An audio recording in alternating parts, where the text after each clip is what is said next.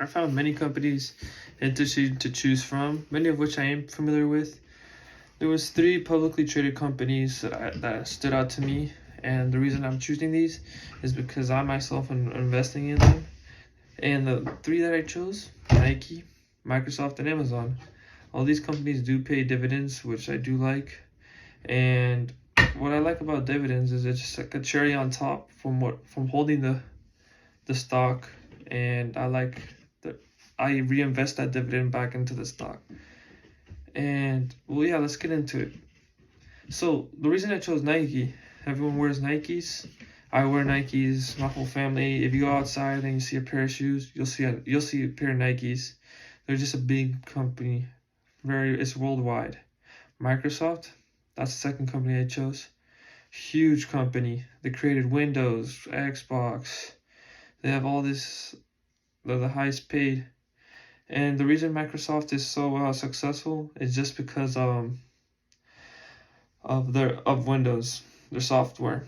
They sell their software. They're really good at that. And then third one I chose, Amazon. I order from Amazon a lot. Many of us do, just because of the conveniency it does have. It's for itself. So let's get right into it. I'm gonna first talk about Nike. Nike's a huge company founded in 1964. It's also known for their footwear, apparel, and equipment, but mostly Nike has most of its profits from one revenue, which is actually footwear, like the shoes, for example. So many of us wear their shoes. You see them everywhere. They also have these kind of certain shoes that are limited, such as Nike Dunks. You see these Nike Panda Dunks, and they're limited. And when you buy these shoes, they either can go up in value or down in value, just depending on the supply they do have. So it's kind of like investing in shoes. You can buy shoes off these websites, third-party websites such as Go or StockX. I learned that Nike has manufacturing partners, and most of its products are actually made in China, Vietnam, Indonesia, and Nike has most of its manufacturing done outside of the United States. Nike saves money when they manufacture outside just because of how cheap it is. Nike still follows the laws, but they also have to pay for transport costs and uses of ocean freight, transports, airplanes, and even trucks. Nike is just a successful brand. They innovate marketing by teaming up with like different companies and have iconic celebrity endorsements such as LeBron James or Cristiano Ronaldo, and they also have this new one, Kevin Durant. They just signed him, so every time they have a jersey sale, they show one of his shoes. Nike does make profit off that, and they are making a lot of money off of it so far. So it's going good for Nike. And one thing, Nike's revenue mostly comes from shoes.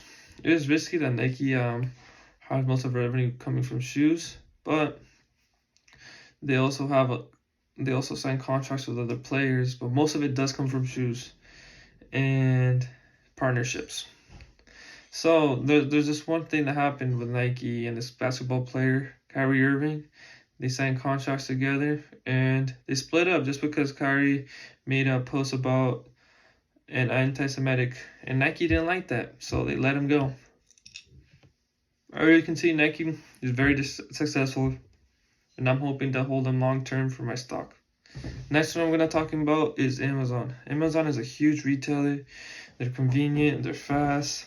They have many sources of revenue.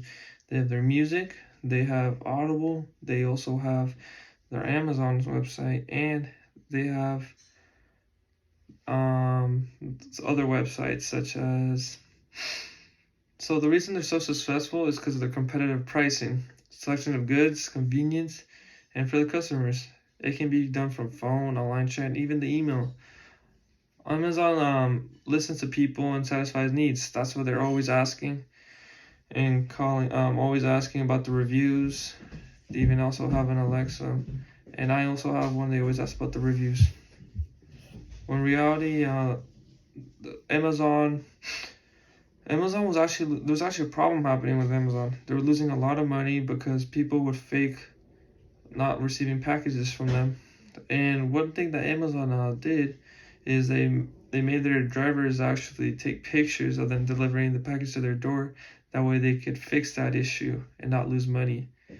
And like I said, they do have a lot of services. They also have a Prime Video and gaming, music, and audiobooks. They're keeping up with today's trends. Amazon actually competes with Amazon competes with like other companies such as Target, Walmart, and eBay. Amazon has a website and an app with an affiliate program. Some of the strong points that Amazon has is a strong brand recognition, diverse product offering, and well-established distribution network. Amazon has a lot of loyal customers who like to shop on Amazon just because of the convenience and pricing. It just delivered right at your door. Amazon also actually owns Whole Foods, which is another source of revenue. Amazon has a lot of sources of revenue coming in and out, and they just know how to do business. That's why they're such a successful company, and why I think people should invest in it, and I myself have invested in it as well. Microsoft, the creators of Windows, they also make computers. Microsoft has cloud services and operational system. They focus on software development and marketing team. They're actually known for Xbox, but Microsoft, the reason they're so successful is just because of their software. They sell software to other people and other companies. Businesses use their software. It's just, many people just love using Microsoft. And that's why they're so successful. They're actually partnering up with AMD to create a chip right now, and their stock is rising a bit just because of it. So, Microsoft, they created Xbox.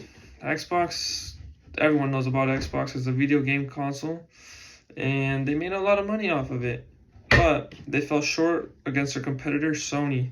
Sony makes PlayStation, and PlayStation sold more just because Xbox didn't underperformed against PlayStation just because of their design and everything they had with components, and this Xbox didn't do as well as PlayStation, so they lost that.